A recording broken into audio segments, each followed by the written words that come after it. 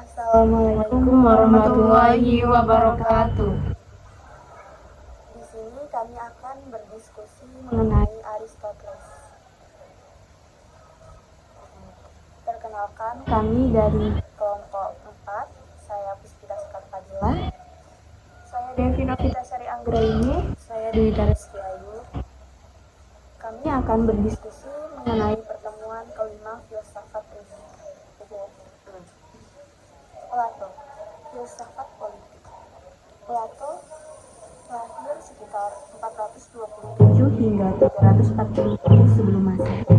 Mengembangkan bidang-bidang filsafat yang berbeda seperti epistemologi, metafisika, etika, dan estetika.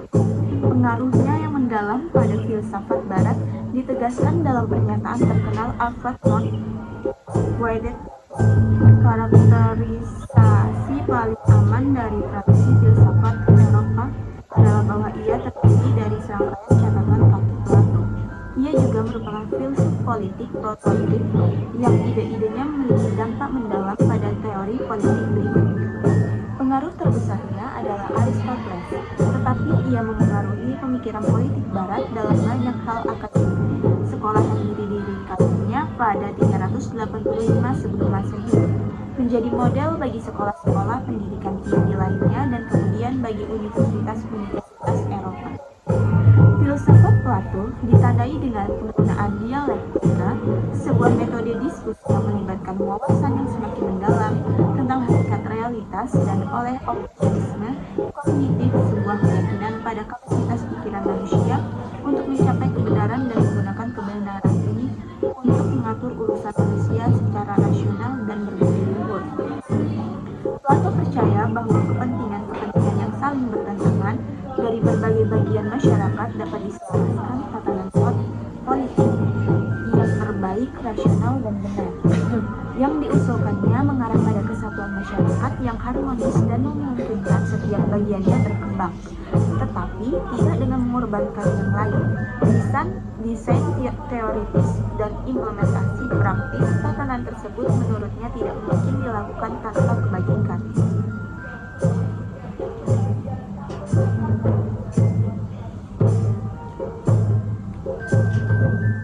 Kehidupan dari politik hingga filsafat. Plato lahir di Athena sekitar tahun 427 sebelum Masehi.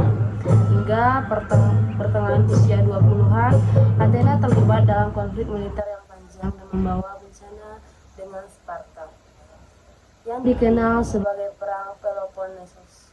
Berasal dari keluarga terhormat, dari pihak ayahnya merupakan keturunan Petrus, salah satu raja awal Athena, dan dari pihak ibunya merupakan keturunan Solon, pembaharu terkemuka konstitusi Athena. Ia secara alami ditakdirkan untuk mengambil peran aktif dalam kehidupan politik. Namun ini tidak pernah terjadi. Meskipun menghargai rapat untuk menduduki tempat yang signifikan dalam komunitas politiknya, ia mendapati dirinya terus-menerus digagalkan. Seperti yang ia ceritakan dalam autobiografinya Surat ke-7. Ia tidak dapat mengidentifikasi dirinya dengan salah satu partai politik yang bersaing atau suksesi rezim yang korup. Ia masing-masing membawa Athena yang ke kemunduran lebih lanjut.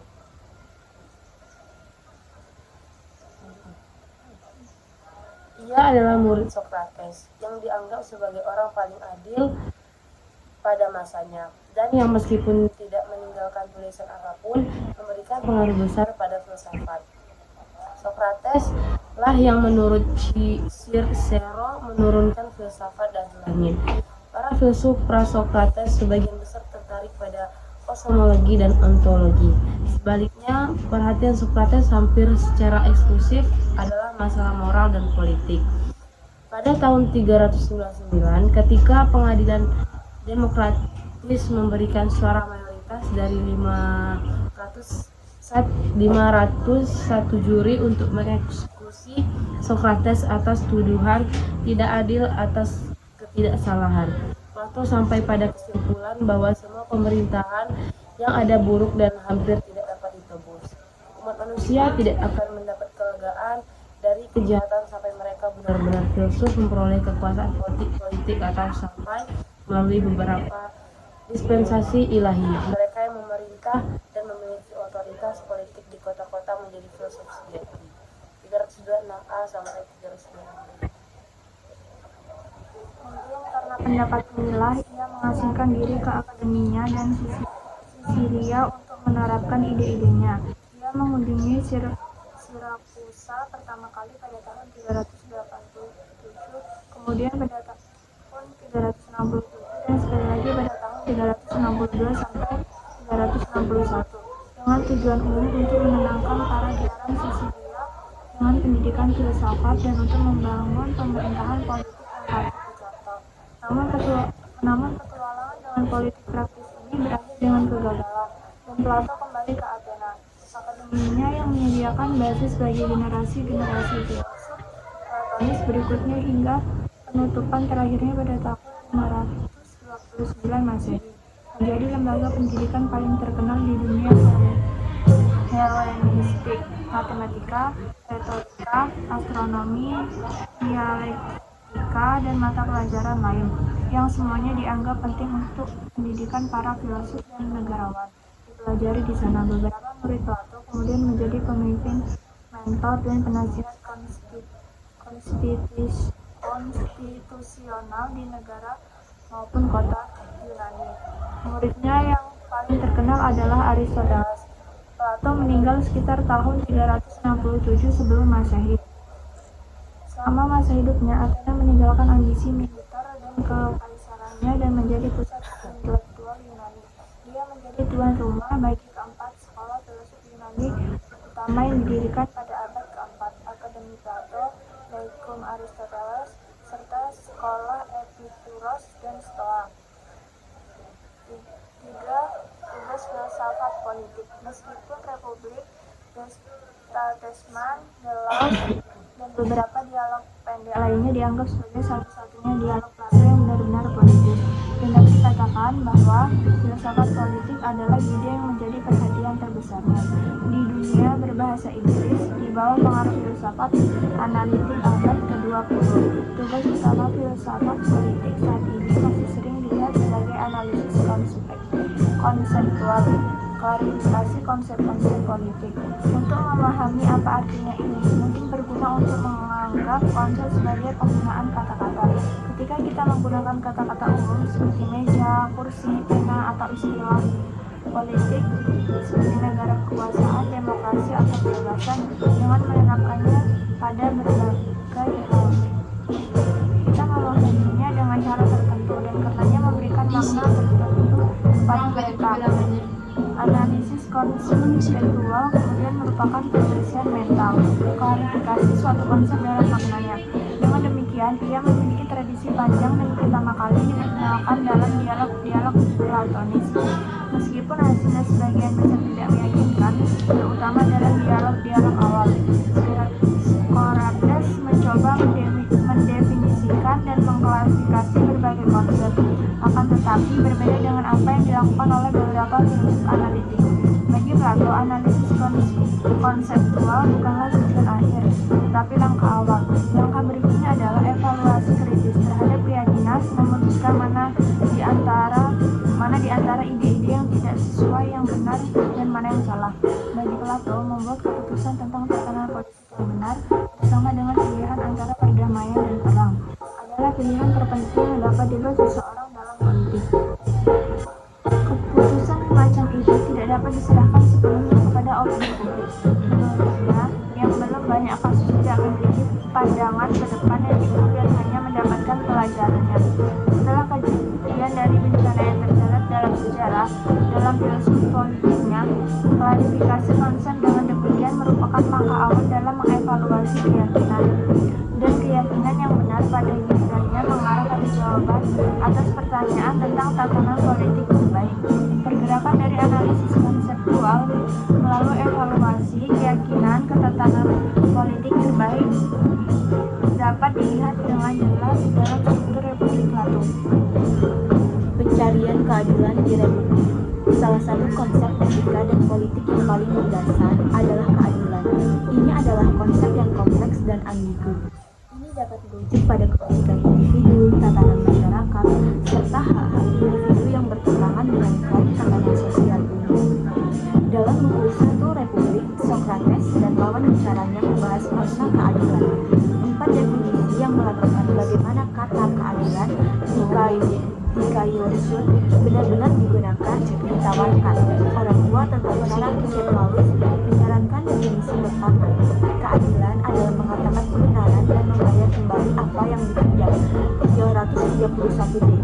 Namun definisi ini yang didasarkan pada kebiasaan moral tradisional dan menghubungkan keadilan dengan kejujuran dan kebaikan, yaitu membayar utang seseorang, mengatakan kebenaran, mencintai negaranya, memiliki sopan santun, menunjukkan rasa hormat yang pantas kepada para dewa dan sebagainya.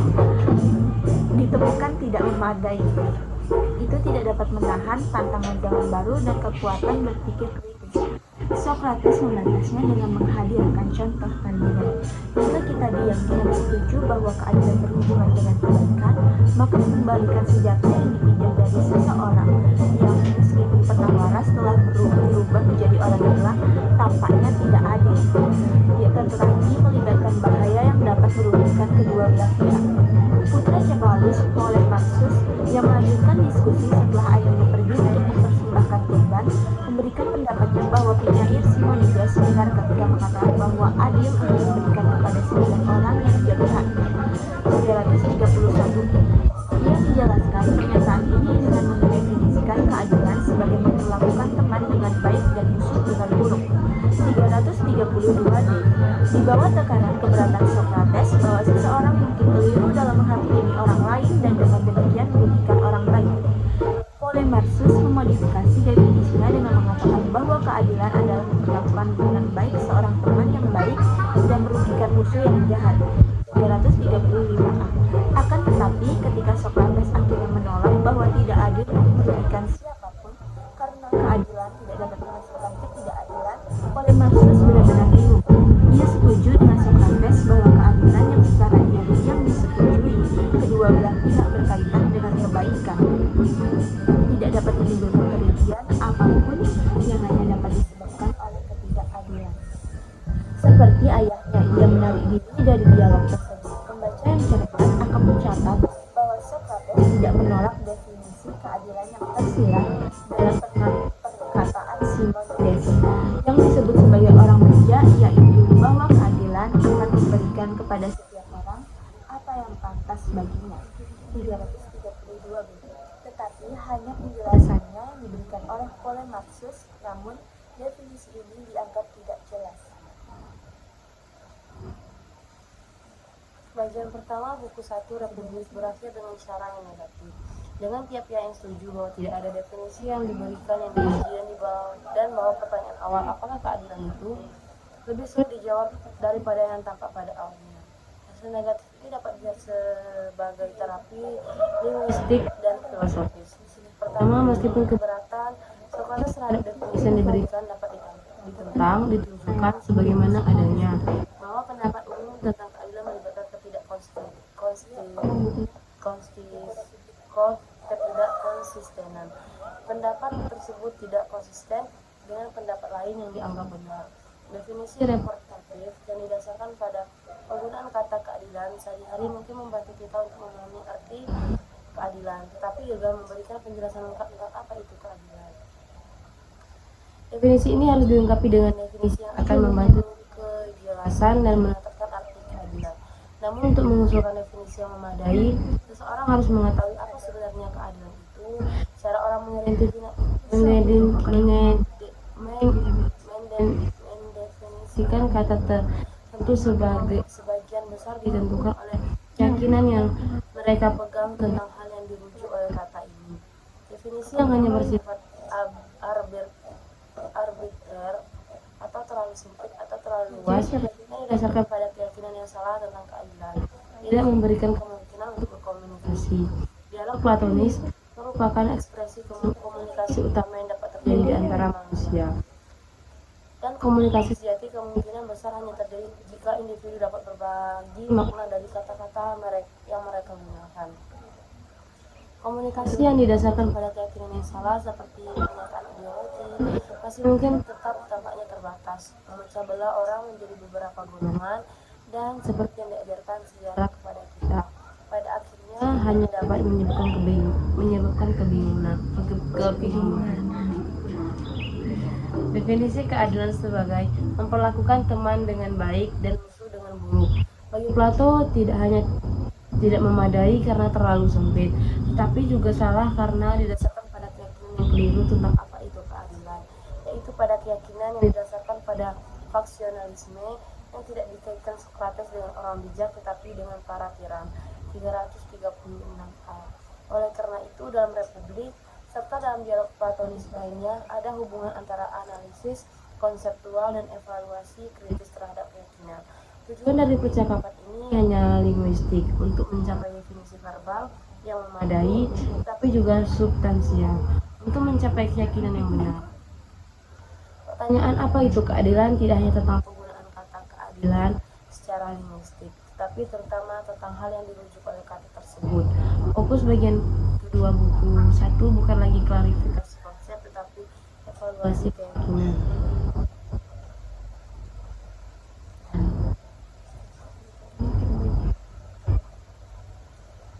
Dalam dialog platonis, alih-alih memberitahu mereka apa yang harus mereka pikirkan, Sokrates seringkali meminta lawan bicaranya untuk memberitahu apa yang mereka pikirkan. Tahap berikutnya dari diskusi tentang makna keadilan diambil alih oleh Thrasymachus, seorang sofis yang dengan kasar dan tidak sabaran menerobos dialog. Pada abad ke-5 dan ke-4 sebelum Masehi, kaum sofis dibayar sebagai guru retorika dan keterampilan praktis lainnya. Kebanyakan bukan orang Athena yang menawarkan kursus pengajaran dan mengklaim paling memenuhi syarat untuk mempersiapkan pemuda agar sukses dalam kehidupan publik. Plato menggambarkan kaum sofis sebagai individu pengembara yang dikenal karena kemampuan retorika mereka, yang menolak kepercayaan agama dan moralitas tradisional, dan ia membandingkan mereka dengan Sokrates yang sebagai guru akan menolak penerima pembayaran dan alih-alih mengajarkan keterampilan akan mengabadikan dirinya pada penyelidikan yang tidak memihak tentang apa yang benar dan adil. Dengan cara yang menghina, Thrasymachus meminta Sokrates untuk berhenti berbicara omong kosong dan melihat fakta-fakta. Sebagai seorang yang pandai dalam urusan bisnis, ia memberikan jawaban atas pertanyaan apa itu keadilan dengan mengambil keadilan dari konfigurasi kekuasaan kota dan membuatnya relatif terhadap kepentingan kelompok sosial atau politik yang dominan. Keadilan tidak lain adalah kepentingan yang lebih kuat. 338c. Sekarang berbeda dengan apa yang dikatakan beberapa komentator. Pertanyaan yang ditawarkan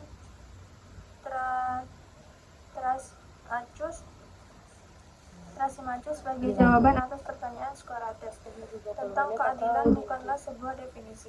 Pembaca yang cermat akan melihat bahwa Thrasymachus mengidentifikasikan keadilan dengan pemeliharaan atau ketaatan pada hukum. Pertanyaannya merupakan ekspresi keyakinan bahwa di dunia tidak ada yang sempurna seperti sekarang ini, elemen penguasa di kota, atau seperti yang kita katakan saat ini kelompok politik atau sosial yang dominan, melambangkan hukum dan memerintah untuk keuntungannya sendiri. Kaum demokrat membuat hukum untuk mendukung demokrasi.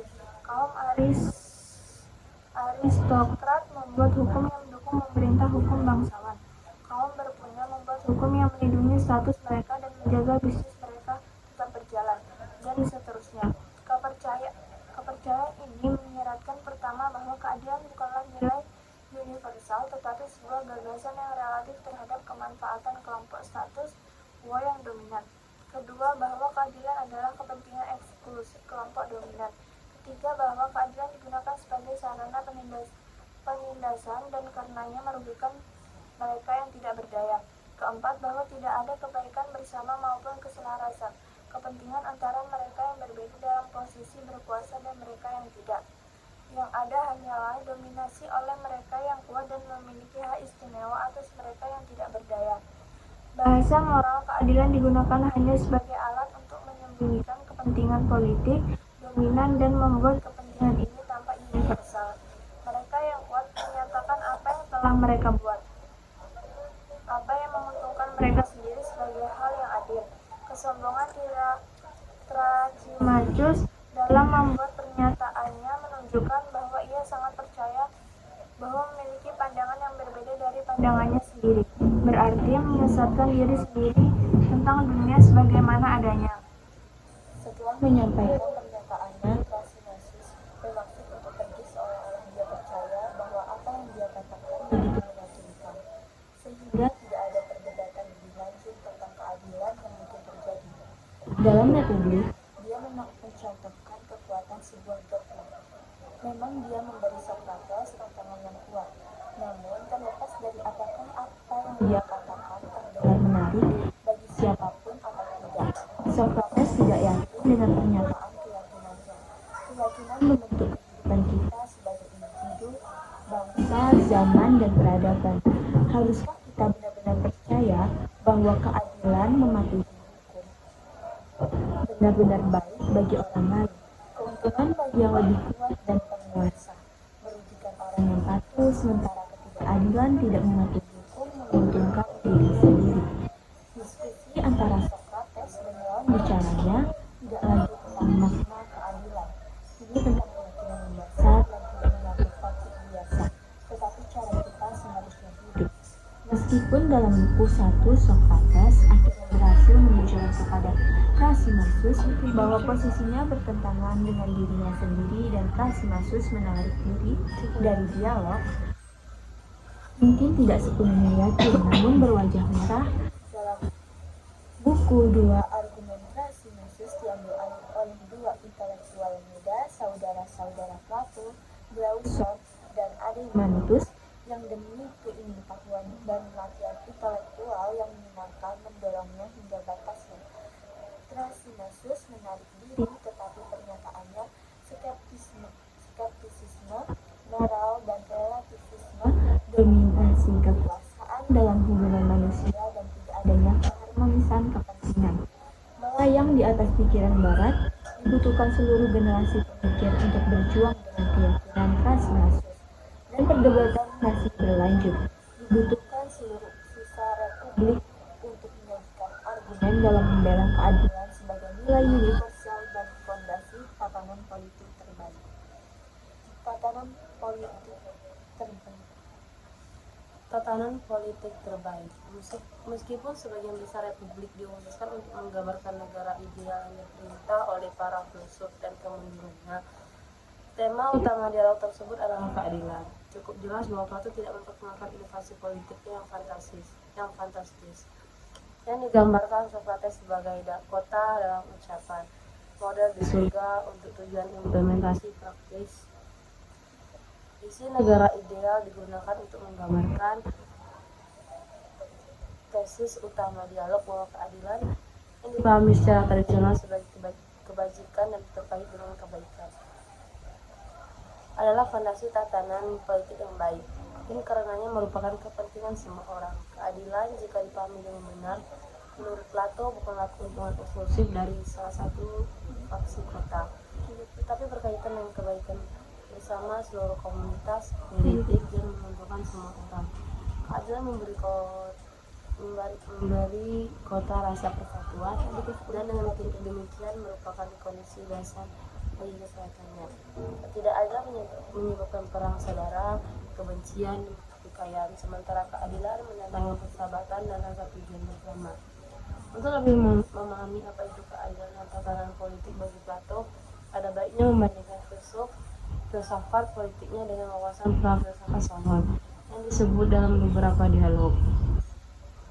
Informasi biografi tentang Plato cukup lengkap. Fakta bahwa ia memiliki hubungan darah dengan legislator, negarawan, dan penyair Athena yang terkenal ini, yang dianggap sebagai salah satu 7 orang bijak, dapat dianggap hanya sebagai hal yang tidak penting. Di sisi lain, dengan mempertimbangkan bahwa bahwa pada masa Plato pendidikan akan diteruskan kepada anak-anak secara informal di Roma. Tampaknya sangat mungkin bahwa Plato tidak hanya mengabai tindakan dan gagasan Solon, tapi juga bahwa hal-hal tersebut sangat memengaruhinya. Inti dari reformasi konstitusional yang dilakukan Solon pada tahun 593 sebelum Masehi, lebih dari 150 tahun sebelum kelahiran Plato, ketika ia menjadi pemimpin Athena, adalah pemulihan tatanan yang benar. Yang uniknya, pada awal abad ke-6, Athena diganggu oleh ketegangan besar antara dua pihak, kaum miskin dan kaum kaya, dan berada di ambang perang saudara yang sengit. Di satu sisi, karena krisis ekonomi, banyak warga Athena yang miskin terjerumus ke dalam utang tanpa harapan, dan karena pinjaman mereka sering kali dijamin oleh orang-orang mereka sendiri, ribuan dari mereka menjadi budak. Selain tergoda oleh keuntungan mudah dan dari pinjaman, kaum kaya berdiri teguh dalam membela hak milik pribadi dan hak istimewa kuno mereka. Perselisihan partisan yang tampaknya tak terelakkan akan membuat Athena semakin lemah secara ekonomi dan tak berdaya menghadapi musuh eksternal. Ditunjuk sebagai mediator dalam konflik ini, Solon melakukan undang-undang yang melarang pinjaman dengan jaminan orang. Dia menurunkan tingkat bunga, memerintahkan pembatalan semua utang, dan memberikan kebebasan kepada para budak. Dia bertindak begitu moderat dan tidak memihak, sehingga dia menjadi tidak populer di kedua belah pihak. Orang kaya merasa terbuka oleh reformasi tersebut. Orang miskin tidak mampu menahan kelebihan, menuntut redistribusi penuh kepemilikan tanah dan membaginya menjadi bagian yang sama.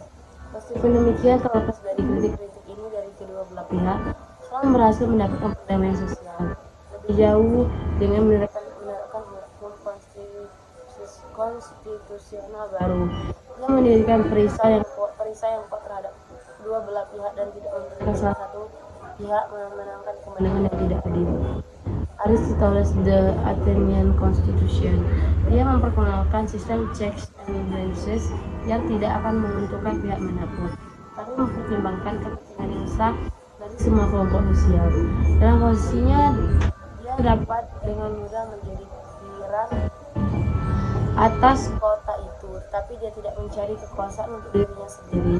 Setelah dia menyelesaikan reformasinya, dia meninggalkan Athena untuk melihat apakah itu akan bertahan dalam ujian waktu, dan kembali ke negaranya hanya 10 tahun kemudian. Meskipun pada tahun 561 Pisistratus merebut kekuasaan dan menjadi yang pertama dalam suksesi piran Athena. Dan pada tahun 461 pemimpin demokratik Ephialtes menghapuskan pengawasan terhadap kedaulatan rakyat. Reformasi Solon memberi orang Yunani kuno sebuah model kepemimpinan politik dan ketertiban yang didasarkan pada ketidakberpihakan dan keadilan. Keadilan bagi Solon bukanlah persamaan aritmatika, memberikan bagian yang sama kepada semua orang tanpa memandang privasi, yang merupakan konsep demokrasi keadilan distributif. Tapi itu adalah kesetaraan atau keadilan yang didasarkan pada perbedaan, memberikan bagian yang proporsional dengan prestasi mereka yang menerimanya. Gagasan yang sama tentang tantangan politik, kepemimpinan, dan keadilan dapat ditemukan dalam dialog Plato. Bagi Plato, seperti halnya bagi Solon, titik awal untuk menyelidikkan tentang tatanan politik terbaik adalah fakta tentang keragaman sosial dan kepentingan yang saling bertentangan, yang melibatkan bahaya pertikaian spill. Komunitas politik terdiri dari beberapa bagian atau kelas sosial, seperti kaum bangsawan, kaum kaya, dan kaum miskin yang masing-masing mewakili nilai kepentingan dan klaim yang berbeda untuk memerintah. Hal ini menimbulkan kontroversi tentang siapa yang harus memerintah komunitas dan apa sistem politik terbaik, baik dalam republik maupun laos. Plato menegaskan tidak hanya bahwa faksionalisme dan perang saudara merupakan bahaya terbesar bagi kota, bahkan lebih berbahaya daripada perang melawan musuh eksternal, tapi juga bahwa perdamaian yang diperoleh melalui kemenangan satu bagian dan tidak penghancuran para pesaingnya tidak lebih disukai daripada perdamaian sosial yang diperoleh melalui persahabatan kerjasama semua bagian. Perdamaian bagi Plato tidak seperti bagi kaum Marxis dan pemikiran radikal lainnya. Bukanlah gagasan status quo yang terkait dengan kepentingan kelompok istimewa, tetapi nilai yang biasanya diinginkan kebanyakan orang. Dia tidak mendukung perang dan kemenangan satu kelas, tetapi untuk perdamaian dalam keragaman sosial. Yang terbaik bukanlah perang atau vaksin. Mereka adalah hal-hal yang harus kita doakan agar terhindar dari, tetapi perdamaian dan niat baik bersama.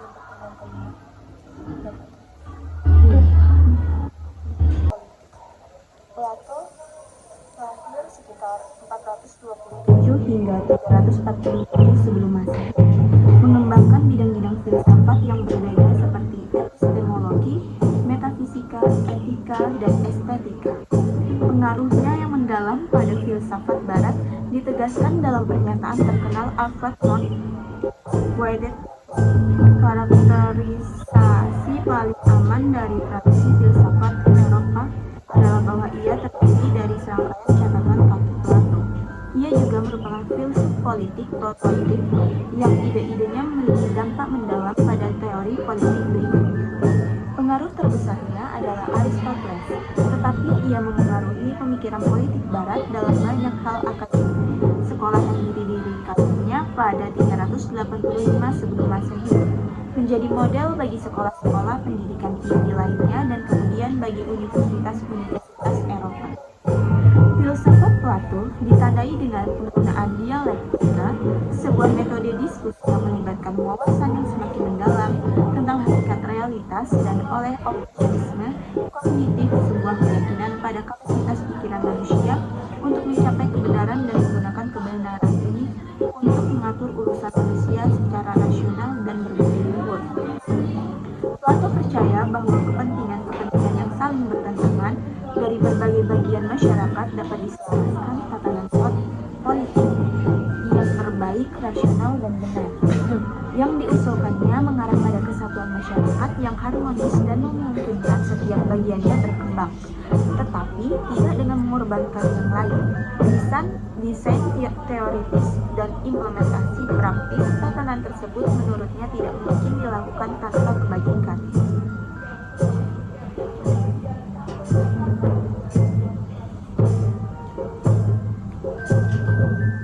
Kehidupan dari politik hingga filsafat. Plato lahir di Athena sekitar tahun 427 sebelum Masehi. Hingga pertengahan usia 20-an, Athena terlibat dalam konflik militer yang panjang dan membawa bencana dengan Sparta, yang dikenal sebagai Perang Peloponnesos. Berasal dari keluarga terhormat, dari pihak ayahnya merupakan keturunan Codrus, salah satu raja awal Athena, dan dari pihak ibunya merupakan keturunan Solon, pembaharu terkemuka konstitusi Athena. Ia secara alami ditakdirkan untuk mengambil peran aktif dalam kehidupan politik. Namun ini tidak pernah terjadi. Meskipun menghargai rapat untuk menduduki tempat yang signifikan dalam komunitas politiknya, ia mendapati dirinya terus-menerus digagalkan. Seperti yang ia ceritakan dalam autobiografinya Surat ke-7. Ia tidak dapat mengidentifikasi dirinya dengan salah satu partai politik yang bersaing atau suksesi rezim yang korup. Ia masing-masing membawa Athena ke kemunduran lebih lanjut.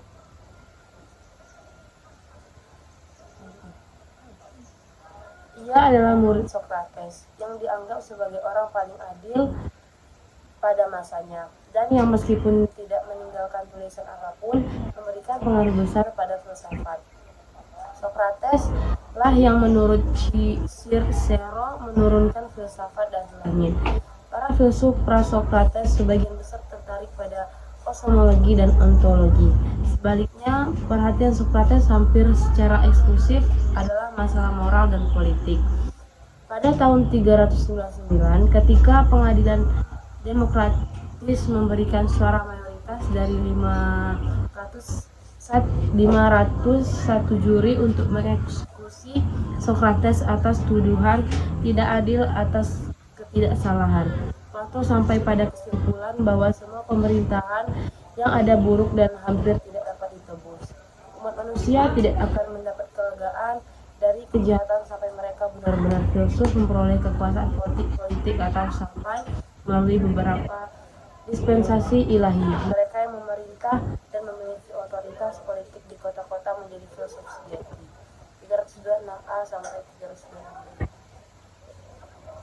Kemudian karena pendapat inilah ia mengasingkan diri ke akademinya dan Sisilia untuk menerapkan ide-idenya. Ia mengunjungi Sirakusa pertama kali pada tahun 387, kemudian pada tahun 367 dan sekali lagi pada tahun 362 sampai 361 dengan tujuan umum untuk menenangkan para diaram Sisilia dengan pendidikan filsafat dan untuk membangun pemerintahan politik yang patut dicontoh. Namun petualangan dengan politik praktis ini berakhir dengan kegagalan dan Plato kembali ke Athena. Akademinya yang menyediakan basis bagi generasi-generasi filsuf Platonis berikutnya hingga penutupan terakhirnya pada tahun 529 Masehi, menjadi lembaga pendidikan paling terkenal di dunia Helenistik, matematika, retorika, astronomi, dialektika, dan mata pelajaran lain, yang semuanya dianggap penting untuk pendidikan para filsuf dan negarawan. Dipelajari di sana, beberapa murid Plato kemudian menjadi pemimpin, mentor, dan penasihat konstitusional di negara maupun kota Yunani. Muridnya yang paling terkenal adalah Aristoteles. Plato meninggal sekitar tahun 367 sebelum Masehi. Selama masa hidupnya, Athena meninggalkan ambisi militer dan kekaisarannya dan menjadi pusat intelektual Yunani. Dia menjadi tuan rumah bagi keempat sekolah filsuf Yunani utama yang didirikan pada abad keempat, Akademi Plato, Lyceum Aristoteles, serta sekolah Epikuros dan Stoa. Tiga tugas filsafat politik. Meskipun Republik, Statesman, The Laws, dan beberapa dialog pendek lainnya dianggap sebagai satu-satunya dialog Plato yang benar-benar politis, dan dapat dikatakan bahwa filsafat politik adalah ide yang menjadi perhatian terbesarnya di dunia berbahasa Inggris di bawah pengaruh filsafat analitik abad ke-20. Tugas utama filsafat politik saat ini masih sering dilihat sebagai analisis konseptual, klarifikasi konsep-konsep politik. Untuk memahami apa artinya ini, mungkin berguna untuk menganggap konsep sebagai penggunaan kata-kata.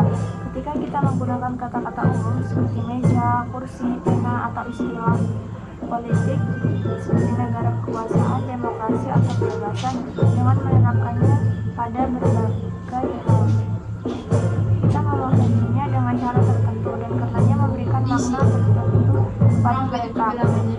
Analisis konseptual kemudian merupakan penyelesaian mental, klarifikasi suatu konsep dalam maknanya. Dengan demikian, ia memiliki tradisi panjang dan pertama kali diperkenalkan dalam dialog-dialog Platonis.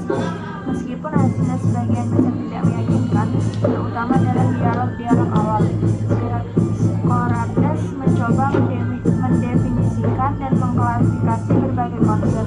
Akan tetapi, berbeda dengan apa yang dilakukan oleh beberapa filsuf analitik. Bagi Plato, analisis konseptual bukanlah tujuan akhir, tetapi langkah awal. Langkah berikutnya adalah evaluasi kritis terhadap keyakinan, memutuskan mana di antara ide-ide yang tidak sesuai, yang benar, dan mana yang salah. Bagi Plato, membuat keputusan tentang tatanan politik yang benar bersama dengan pilihan antara perdamaian dan perang adalah pilihan terpenting yang dapat dibuat seseorang dalam politik. Keputusan semacam itu tidak dapat diserahkan sepenuhnya kepada opini publik. Menurutnya, yang belum banyak kasus tidak memiliki pandangan ke depan yang cukup dan hanya mendapatkan pelajarannya. Setelah kejadian dari bencana yang tercatat dalam sejarah, dalam filosofi politiknya, klarifikasi konsep dengan demikian merupakan langkah awal dalam mengevaluasi keyakinan. Dan keyakinan yang benar pada gilirannya mengarah pada jawaban jawaban atas pertanyaan tentang tatanan politik terbaik. Pergerakan dari analisis konseptual melalui evaluasi keyakinan ke tatanan politik terbaik dapat dilihat dengan jelas dalam struktur Republik Plato. Pencarian keadilan di Republik. Salah satu konsep etika dan politik yang paling mendasar adalah keadilan. Ini adalah konsep yang kompleks dan ambigu. Ini dapat merujuk pada kebaikan individu, tatanan masyarakat, serta hak-hak individu yang bertentangan dengan form tatanan sosial umum. Dalam buku Satu Republik, Socrates dan lawan bicaranya membahas makna keadilan. 4 definisi yang melakukan bagaimana kata keadilan dikayusun benar-benar digunakan ditawarkan. Orang tua tentang cara Kecep Paulus menyarankan definisi pertama. Keadilan adalah mengatakan kebenaran dan membayar kembali apa yang dipinjam. 331D. Namun definisi ini yang didasarkan pada kebiasaan moral tradisional dan menghubungkan keadilan dengan kejujuran dan kebaikan, yaitu membayar utang seseorang, mengatakan kebenaran, mencintai negaranya, memiliki sopan santun, menunjukkan rasa hormat yang pantas kepada para dewa dan sebagainya. Ditemukan tidak memadai. Itu tidak dapat menahan tantangan zaman baru dan kekuatan berpikir kritis. Socrates membantahnya dengan menghadirkan contoh kandungan. Jika kita diam tidak setuju bahwa keadilan berhubungan dengan kebaikan, maka mengembalikan senjata yang dipinjam dari seseorang yang meskipun pernah waras telah berubah menjadi orang gila, tampaknya tidak adil. Dia akan tetapi melibatkan bahaya yang dapat merugikan kedua belah pihak. Putra Cephalus, Polemarchus, yang melanjutkan diskusi setelah ayahnya pergi untuk mempersembahkan kurban, memberikan pendapatnya bahwa penyair Simonides benar ketika mengatakan bahwa adil untuk diberikan kepada 9 orang yang dia berhaknya. 331. Ia menjelaskan pernyataan ini dengan mendefinisikan keadilan sebagai memperlakukan teman dengan baik dan musuh dengan buruk. 332D. Di bawah tekanan keberatan Socrates bahwa seseorang mungkin keliru dalam menghakimi orang lain dan dengan demikian merugikan orang lain, Polemarchus memodifikasi definisinya dengan mengatakan bahwa keadilan adalah memperlakukan dengan baik seorang teman yang baik dan merugikan musuh yang jahat. 335A. Akan tetapi ketika Socrates akhirnya menolak bahwa tidak adil untuk merugikan siapapun karena keadilan tidak dapat menghasilkan ketidakadilan, Polemarchus benar-benar bingung. Ia setuju dengan Socrates bahwa keadilan yang secara teori yang disetujui kedua belah pihak berkaitan dengan kebaikan tidak dapat menimbulkan kerugian apapun yang hanya dapat disebabkan oleh ketidakadilan. Seperti ayahnya, ia menarik diri dari dialog tersebut. Pembaca yang cerdas akan mencatat bahwa Socrates tidak menolak definisi keadilan yang tersirat dalam perkataan Simonides yang disebut sebagai orang bijak, yaitu bahwa keadilan akan memberikan kepada setiap orang apa yang pantas baginya. 332B. Tetapi hanya penjelasannya yang diberikan oleh Polemarchus, namun definisi ini dianggap tidak jelas. Bagian pertama buku 1 Republik berakhir dengan cara yang negatif. Dengan tiap pihak yang setuju bahwa tidak ada definisi yang diberikan yang kemudian dibawa dan bahwa pertanyaan awal apakah keadilan itu lebih sulit dijawab daripada yang tampak pada awalnya. Hasil negatif ini dapat dilihat sebagai terapi linguistik dan filosofis. Pertama, meskipun keberatan Socrates terhadap definisi yang diberikan dapat ditentang, ditunjukkan sebagaimana adanya bahwa pendapat umum tentang keadilan melibatkan ketidakkonsistenan. Pendapat tersebut tidak konsisten dengan pendapat lain yang dianggap benar. Definisi representatif yang didasarkan pada penggunaan kata keadilan sehari-hari mungkin membantu kita untuk memahami arti keadilan, tetapi juga memberikan penjelasan lengkap tentang apa itu keadilan. Definisi ini harus dilengkapi dengan definisi yang akan membantu kejelasan dan menetapkan arti keadilan. Namun untuk mengusulkan definisi yang memadai, seseorang harus mengetahui apa sebenarnya keadilan itu. Cara orang mendefinisikan kata tertentu sebagian besar ditentukan oleh keyakinan yang mereka pegang tentang hal yang dirujuk oleh kata ini. Definisi yang hanya bersifat arbitrer atau terlalu sempit atau terlalu luas yang didasarkan pada keyakinan yang salah tentang keadilan, tidak memberikan kemungkinan untuk berkomunikasi.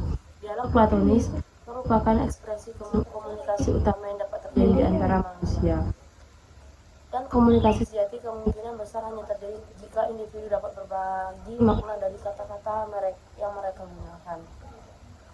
Komunikasi yang didasarkan pada keyakinan yang salah seperti pernyataan ideologi masih mungkin tetap tampaknya terbatas, memecah belah orang menjadi beberapa golongan, dan seperti yang diajarkan sejarah kepada kita, pada akhirnya hanya dapat menyebabkan kebingungan.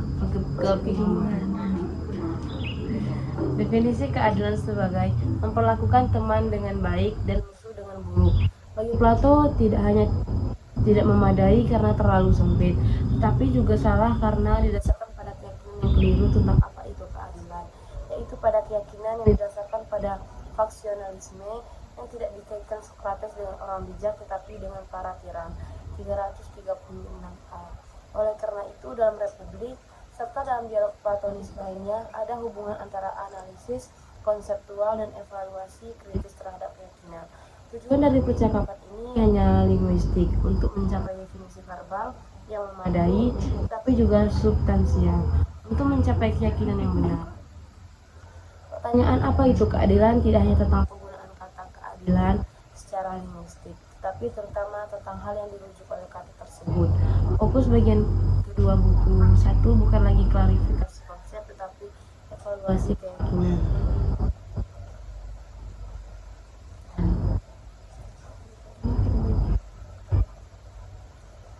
Dalam dialog platonis, alih-alih memberitahu mereka apa yang harus mereka pikirkan, Sokrates seringkali meminta lawan bicaranya untuk memberitahu apa yang mereka pikirkan.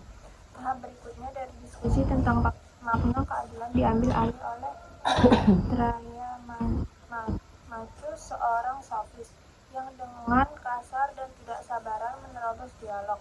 Pada abad ke-5 dan ke-4 sebelum Masehi, kaum sofis dibayar sebagai guru retorika dan keterampilan praktis lainnya. Kebanyakan bukan orang Athena yang menawarkan kursus pengajaran dan mengklaim paling memenuhi syarat untuk mempersiapkan pemuda agar sukses dalam kehidupan publik. Plato menggambarkan kaum sofis sebagai individu pengembara yang dikenal karena kemampuan retorika mereka, yang menolak kepercayaan agama dan moralitas tradisional, dan ia membandingkan mereka dengan Sokrates yang sebagai guru akan menolak penerima pembayaran dan alih-alih mengajarkan keterampilan akan mengabadikan dirinya pada penyelidikan yang tidak memihak tentang apa yang benar dan adil. Dengan cara yang menghina, Thrasymachus meminta Sokrates untuk berhenti berbicara omong kosong dan melihat fakta-fakta. Sebagai seorang yang pandai dalam urusan bisnis, ia memberikan jawaban atas pertanyaan apa itu keadilan dengan mengambil keadilan dari konfigurasi kekuasaan kota dan membuatnya relatif terhadap kepentingan kelompok sosial atau politik yang dominan. Keadilan tidak lain adalah kepentingan yang lebih kuat. 338c. Sekarang berbeda dengan apa yang dikatakan beberapa komentator. Pertanyaan yang ditawarkan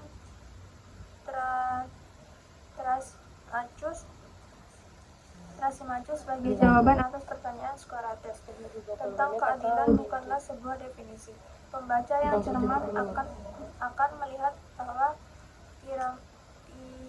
Thrasymachus mengidentifikasikan keadilan dengan pemeliharaan atau ketaatan pada hukum. Pertanyaannya merupakan ekspresi keyakinan bahwa di dunia tidak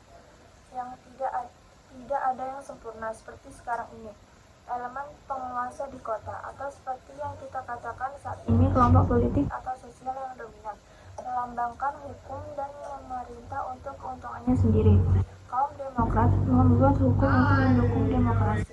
Kaum aristokrat membuat hukum yang mendukung pemerintah hukum bangsawan. Kaum berpunya membuat hukum yang melindungi status mereka dan menjaga bisnis mereka tetap berjalan, dan seterusnya. Kepercayaan ini menyeratkan pertama bahwa keadilan bukanlah nilai universal, tetapi sebuah gagasan yang relatif terhadap kemanfaatan kelompok status quo yang dominan. Kedua, bahwa keadilan adalah kepentingan eksklusif kelompok dominan. Ketiga, bahwa keadilan digunakan sebagai sarana penindasan dan karenanya merugikan mereka yang tidak berdaya. Keempat, bahwa tidak ada kebaikan bersama maupun keselarasan kepentingan antara mereka yang berbeda dalam posisi berkuasa dan mereka yang tidak. Yang ada hanyalah dominasi oleh mereka yang kuat dan memiliki hak istimewa atas mereka yang tidak berdaya. Bahasa moral keadilan digunakan hanya sebagai alat untuk menyembunyikan kepentingan politik dominan dan membuat kepentingan ini tampak universal. Mereka yang kuat menyatakan apa yang telah mereka buat, apa yang menguntungkan mereka sendiri sebagai hal yang adil. Kesombongan tidak Thrasymachus dalam membuat pernyataannya menunjukkan bahwa ia sangat percaya bahwa memiliki pandangan yang berbeda dari pandangannya sendiri, berarti menyesatkan diri sendiri tentang dunia sebagaimana adanya. Setelah menyampaikan pernyataannya, Thrasymachus bermaksud untuk pergi seolah-olah dia percaya bahwa apa yang dia katakan begitu meyakinkan, sehingga tidak ada perdebatan lebih lanjut tentang keadilan yang mungkin terjadi.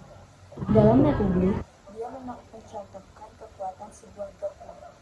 Memang dia memberi Socrates tantangan yang kuat, namun terlepas dari apakah apa yang dia katakan terdengar menarik bagi siapapun atau tidak, Socrates tidak yakin dengan pernyataan keyakinannya.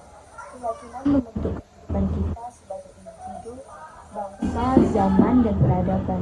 Haruskah kita benar-benar percaya bahwa keadilan mematuhi hukum benar-benar baik bagi orang lain, keuntungan bagi yang lebih kuat dan penguasa, merugikan orang yang patuh, sementara ketidakadilan tidak mematuhi hukum menguntungkan diri sendiri.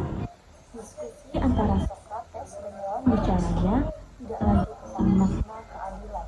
Ini tentang keyakinan mendasar dan tidak mengatur topik biasa, tetapi cara kita seharusnya hidup.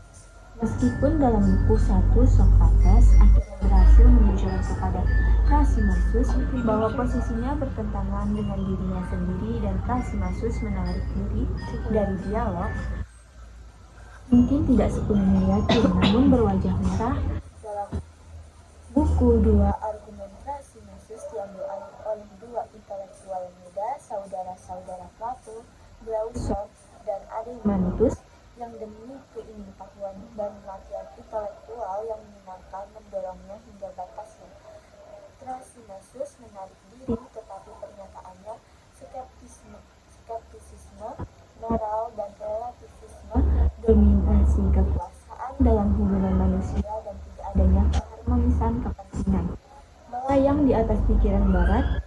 Dibutuhkan seluruh generasi pemikir untuk berjuang dengan keyakinan Thrasymachus, dan perdebatan masih berlanjut. Dibutuhkan seluruh sisa Republik untuk menyajikan argumen dalam membela keadilan sebagai nilai universal dan fondasi tatanan politik terbaik. Tatanan politik terbaik. Meskipun sebagian besar republik dikhususkan untuk menggambarkan negara ideal yang diperintah oleh para filsuf dan kementeriannya, tema utama dialog tersebut adalah keadilan. Cukup jelas bahwa Plato tidak memperkenalkan inovasi politiknya yang fantastis, yang digambarkan Socrates sebagai kota dalam ucapan, model di surga untuk tujuan implementasi praktis. Isi negara ideal digunakan untuk menggambarkan tesis utama dialog bahwa keadilan yang dipahami secara tradisional sebagai kebajikan dan terkait dengan kebaikan adalah fondasi tatanan politik yang baik. Ini karenanya merupakan kepentingan semua orang. Keadilan jika dipahami dengan benar, menurut Plato bukanlah keuntungan eksklusif dari salah satu faksi kota, tetapi berkaitan dengan kebaikan bersama seluruh komunitas politik dan menguntungkan semua orang. Keadilan memberi kota rasa persatuan, dan dengan demikian merupakan kondisi dasar bagi kesehatannya. Ketidakadilan menyebabkan perang saudara, kebencian, kekayaan, sementara keadilan mendatangkan persahabatan dan rasa tujuan bersama. Untuk lebih memahami apa itu keadilan dan tatanan politik bagi Plato, ada baiknya membandingkan filsafat politiknya dengan wawasan pra-filsafat Solon yang disebut dalam beberapa dialog. Eva masih Biografi tentang Plato cukup lengkap. Fakta bahwa ia memiliki hubungan darah dengan legislator, negarawan, dan penyair Athena yang terkenal ini, yang dianggap sebagai salah satu 7 orang bijak, dapat dianggap hanya sebagai hal yang tidak penting. Di sisi lain, dengan mempertimbangkan bahwa pada masa Plato pendidikan akan diteruskan kepada anak-anak secara informal di Roma, tampaknya sangat mungkin bahwa Plato tidak hanya mengabai tindakan dan gagasan Solon, tapi juga bahwa hal-hal tersebut sangat mempengaruhinya. Inti dari reformasi konstitusional yang dilakukan Solon pada tahun 593 sebelum Masehi, lebih dari 150 tahun sebelum kelahiran Plato, ketika ia menjadi pemimpin Athena, adalah pemulihan tatanan yang benar. Eunomia pada awal abad ke-6. Athena diganggu oleh ketegangan besar antara dua pihak, kaum miskin dan kaum kaya, dan berada di ambang perang saudara yang sengit. Di satu sisi, karena krisis ekonomi, banyak warga Athena yang miskin terjerumus ke dalam utang tanpa harapan, dan karena pinjaman mereka sering kali dijamin oleh orang-orang mereka sendiri, ribuan dari mereka menjadi budak. Di sisi lain, tergoda oleh keuntungan mudah dan dari pinjaman, kaum kaya berdiri teguh dalam membela hak milik pribadi dan hak istimewa kuno mereka. Perselisihan partisan yang tampaknya tak terelakkan akan membuat Athena semakin lemah secara ekonomi dan tak berdaya menghadapi musuh eksternal. Ditunjuk sebagai mediator dalam konflik ini, Solon memperlakukan undang-undang yang melarang pinjaman dengan jaminan orang. Dia menurunkan tingkat bunga, memerintahkan pembatalan semua utang, dan memberikan kebebasan kepada para budak. Dia bertindak begitu moderat dan tidak memihak, sehingga dia menjadi tidak populer di kedua belah pihak. Orang kaya merasa terbuka oleh reformasi tersebut. Orang miskin tidak mampu menahan kelebihan, menuntut redistribusi penuh kepemilikan tanah dan membaginya menjadi bagian yang sama. Meskipun demikian, terlepas dari kritik-kritik ini dari kedua belah pihak, Solon berhasil mendapatkan perdamaian sosial lebih jauh dengan menerapkan hukum konstitusional baru. Dia mendirikan perisai yang kuat terhadap dua belah pihak dan tidak memberikan salah satu pihak memenangkan kemenangan yang tidak adil. Aristoteles, The Athenian Constitution. Dia memperkenalkan sistem checks and balances yang tidak akan menguntungkan pihak manapun, tapi mempertimbangkan kepentingan yang sah dari semua kelompok sosial. Dalam posisinya, dia dapat dengan mudah menjadi piran atas kota itu, tapi dia tidak mencari kekuasaan untuk dirinya sendiri. Setelah dia menyelesaikan reformasinya, dia meninggalkan Athena untuk melihat apakah itu akan bertahan dalam ujian waktu, dan kembali ke negaranya hanya 10 tahun kemudian. Meskipun pada tahun 561 Pisistratus merebut kekuasaan dan menjadi yang pertama dalam suksesi piran Athena, dan pada tahun 461 pemimpin demokratik Ephialtes menghapuskan pengawasan terhadap kedaulatan rakyat. Reformasi Solon memberi orang Yunani kuno sebuah model kepemimpinan politik dan ketertiban yang didasarkan pada ketidakberpihakan dan keadilan. Keadilan bagi Solon bukanlah persamaan aritmatika, memberikan bagian yang sama kepada semua orang tanpa memandang privasi. Dia merupakan konsep demokrasi keadilan distributif, tapi itu adalah kesetaraan atau keadilan yang didasarkan pada perbedaan, memberikan bagian yang proporsional dengan prestasi mereka yang menerimanya. Gagasan yang sama tentang tantangan politik, kepemimpinan, dan keadilan dapat ditemukan dalam dialog Plato.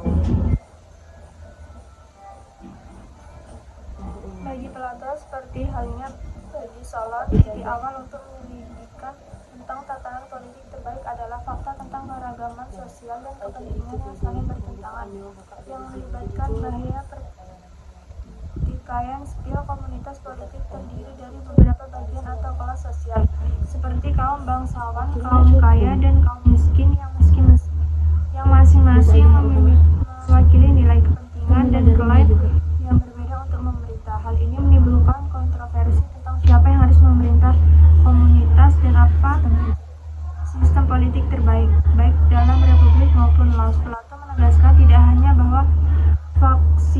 terorisme dan perang saudara merupakan bahaya terbesar bagi kota, bahkan lebih berbahaya daripada perang melawan musuh eksternal. Tapi juga bahwa perdamaian yang diperoleh melalui kemenangan satu bagian dan tidak penghancuran para pesaingnya tidak lebih disukai daripada perdamaian sosial yang diperoleh melalui persahabatan kerjasama semua bagian. Perdamaian bagi Plato tidak seperti bagi kaum Marxis dan pemikiran radikal lainnya. Bukanlah gagasan status quo yang terkait dengan kepentingan kelompok istimewa, tetapi nilai yang biasanya diinginkan kebanyakan orang.